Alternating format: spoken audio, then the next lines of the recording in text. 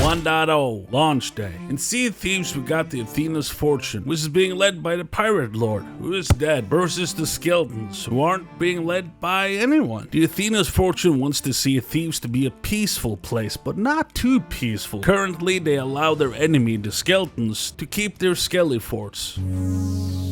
1.1.2 Skeleton Thrones.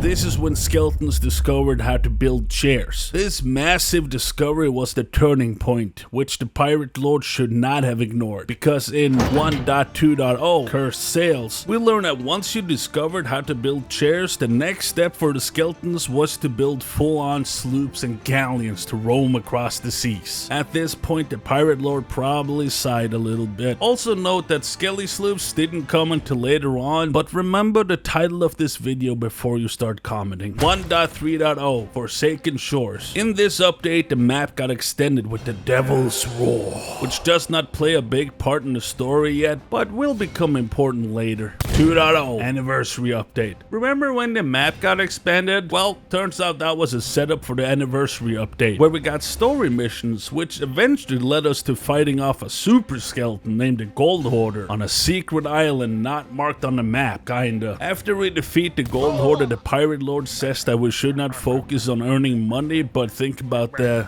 glory. At this point, you, the player, sure to figure out that the Pirate Lord is a bit of a doonaggle. Regardless, the Sea of Thieves is now at peace. 2.0.8 Fort of the Damned. The skeletons further their chair building skills and do a home makeover on one of their fortresses called Old Boot Fort and renaming it to Fort of the Damned. Again, this does not really play into any part of the overall story. The Sea of Thieves is still at peace. 2.0.9 The Seabound Soul. A new tall tale, The Seabound Soul. Here, a dude is trapped inside a painting, Mario style. After releasing the painting boy, we learn his name, Pendragon. Now, Pendragon is a bit of a hoe. Don't let his smart mustache fool you, because he ends up waking up an individual named Flameheart. Specifically, Flameheart's head. More specifically, Flameheart's floating ghost head. Who is Flameheart's floating ghost head? He is someone who will hover over islands and call you names. My mummy says you hate foreigners. No, little girl. But more importantly, the skeletons now have a leader. Also, there seems to be something going on this uncharted island. The skeletons seem to be building something over here. What's going on over there, Skellies? Me? Just hanging around. 2.0.13 Heart of Fire, which is a new tall tale. Pendragon's old crew is trapped inside a chest. Who put him there? Well, that would be Jim. Full name? Jimmy the Dingus. We obviously free Pendragon's crew, and for reasons I can't be bothered to explain, Jimmy the Dingus becomes a Skelly boy. A buff Skelly boy, who we kill not too many updates later. Can't remember which update that was, and like most stuff, it doesn't really matter. Flameheart's head is still floating above the islands, by the way. You can't plot that there, mate. Fuck off. 2.0.14 Ships of Fortune. The skeletons finished building their structure on the uncharted island, those sneaky devils.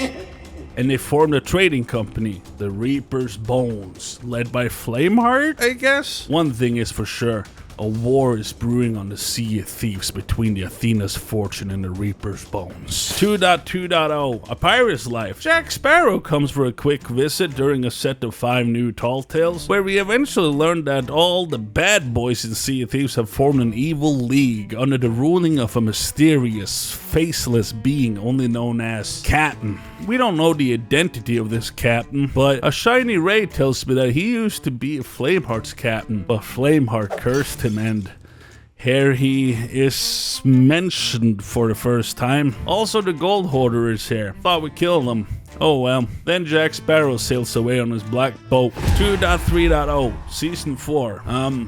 Mermaids built a structure under the sea. So 2.5.0 Season 6. Seaforts controlled by the dead Spaniards appear on the sea. Does not really matter all that much story-wise. What does happen from here is that Flameheart ghostly head disappears and starts to take over an outpost called Golden Sands. And from here on out, the players of Sea of Thieves has to utilize Twitter to vote if the island should be taken over by the Athena's Fortune or the Reaper's Bones. The Athena Fortune win and the outpost becomes Port Merrick. Now, who is Merrick? Well, let me take you on a journey. Merrick was a fisherman, then he died. Now he's a statue and a ghost. The end. 2.7.0 Season 8. The Athena's Fortune and Reaper's Bones are now going neck on neck. They are pissed off at each other, and you, the player, get to choose which side to fight for. And yes, you can swap sides whenever you want, because cosmetics. However, this new game mode was/is infested with jitters. 2.8.4 Monkey Island. Monkey Island joins the Sea of Thieves, but it's just its own story. It does not really do anything for the current state of Sea of Thieves lore. 3.1.1 Season 13. In Season 13, Flameheart's ship decided to start sailing the seas. But where is Flameheart? Well, obviously he's chilling in a chair on Reaper's hideout. And Pirate Lord is also sitting in the chair. No one's gonna think you're soft if you sit in a chair. Yes.